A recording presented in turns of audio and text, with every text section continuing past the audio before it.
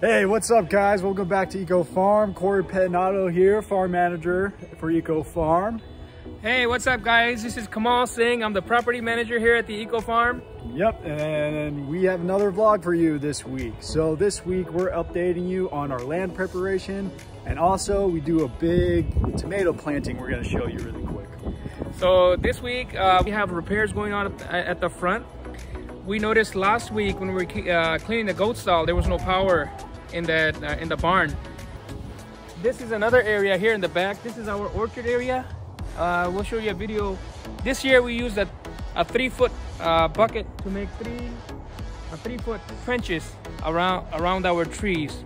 So the other ones, usually when we had like a foot, they would kind of fill in and the grass would grow, and then we have to clean them up again.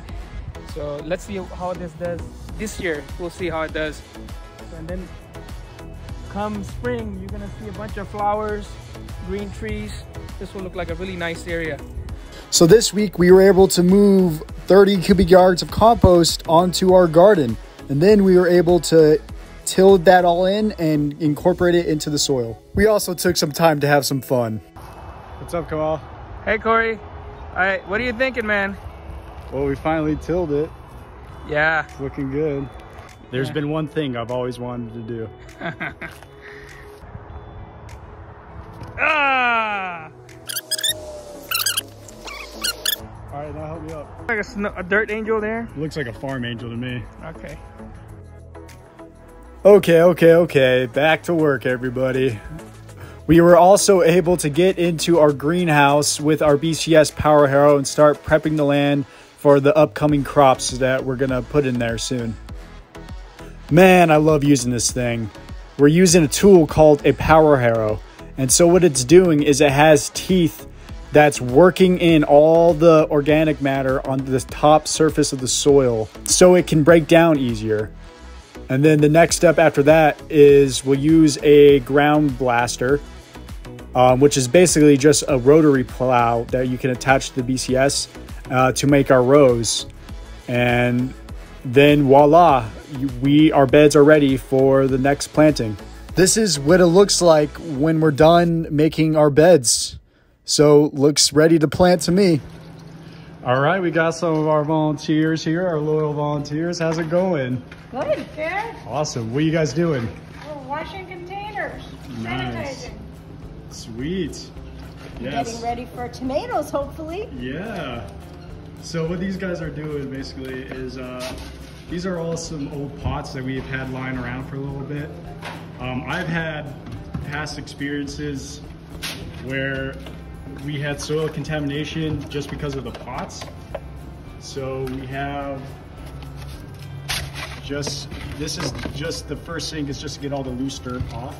And she's giving them a little scrub. And then this sink is just for bleach. So they're soaking in here for a little bit, and then we're rinsing the bleach off and then letting them dry. So today what we're actually doing is we're up-potting our tomatoes. They're about yay big and they're starting to get a little bit root bound, so we're just gonna up-pot them to make sure they have plenty of nutrients and plenty of space to grow, and so they'll be ready to go in the ground when spring begins in a month or so. We're gonna up-pot into these gallon pots. So you could imagine how much potting soil, and we have the stacks of these things. We're going to do a mixture. So we're gonna use half potting soil and half of our compost. I'm not completely convinced that our compost is completely sterile or safe. What I'm really concerned about is Fusarium wilt, because that's a very common pathogen for tomatoes. We're gonna sterilize our compost, and we're just gonna essentially kill everything, all the good stuff, all the bad stuff, and all that's left is just gonna be the nutrients. So how are we gonna sterilize it? Well, essentially, we have a bucket on a stove right now, and we're just boiling water. And what we're gonna do is we're going to take the boiling, once it's boiling, we're gonna take that water and we're gonna fill this bucket with the compost. We're gonna put the water in, seal it, wrap a towel around it, and let the boiling water kill everything that might be potentially dangerous. And then we'll probably do a half-half mix of store-bought potting soil and then our own compost. See some bubbles. So we just poured all the boiling water into it. And now we're just gonna cover it up, capture the steam, and just let it soak until it cools down, and then we should be good to go. Okay, so now I got my handy dandy little spoon here. Just gonna give this a little mix.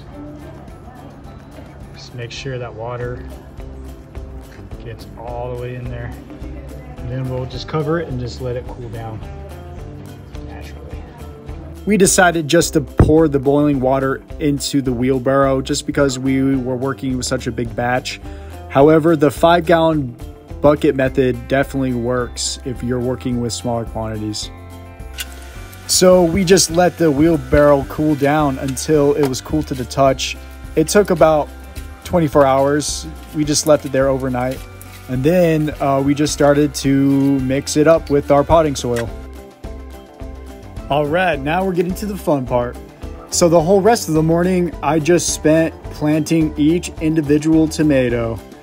So it's a pretty simple process, and we're gonna make a whole video on how to do it so you can see how we transplant tomatoes here at Eco Farm. We ended up planting a whole tray just in case we needed some extras, which is about 72 plants. We only needed about 50, so I just potted 50 of our tomato plants. And then the rest we'll try to sell or give to the volunteers.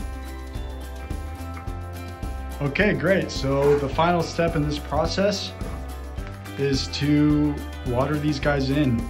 So the main reason we want to make sure they get watered in is so that the soil settles around the roots and there's no air pockets that are going to be around the roots.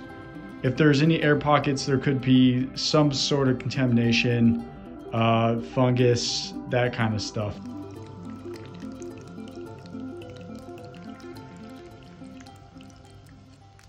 Hey, what's up guys? We got a couple of things going on today. Number one, we had a leak here. This is Jeremy. Hi, Jeremy. This is the main man, Jeremy. Yeah. This is who we call whenever we have any emergency. It's bad, they call me. Yep. And then today, well, we started out with this leak here. A repair that we did, a strap that was on there, and that started leaking because this has a split. So when we were trying to fix this, we're just talking about it, then we noticed that we have no power inside the barn. And that's also, from there, powers our greenhouse, which we have our motors for the irrigation on this whole farm. So I guess this was an old, kind of, it's been hit a long time ago. The wires corroded. There's aluminum wires. Jeremy's fixing them right now. So we ran a new piece of wire from the box over there, as you can see. And he's gonna install a J-box that we can drive over. What's it called? In-ground J-box. In-ground J-box. Junction box. Junction box. And then here's, you can see our other stuff. And then while we were doing that, the water to the barn also, the pipe that goes to the barn, the PVC, that broke off. So we had to do repair there. And then there's our old, that's actually a new PEX line that comes from the greenhouse. That's the irrigation we did last year. We managed not to hit that one. We managed not to hit that one, and that one, the one that 2-inch one. Main power. Yeah. Main power there.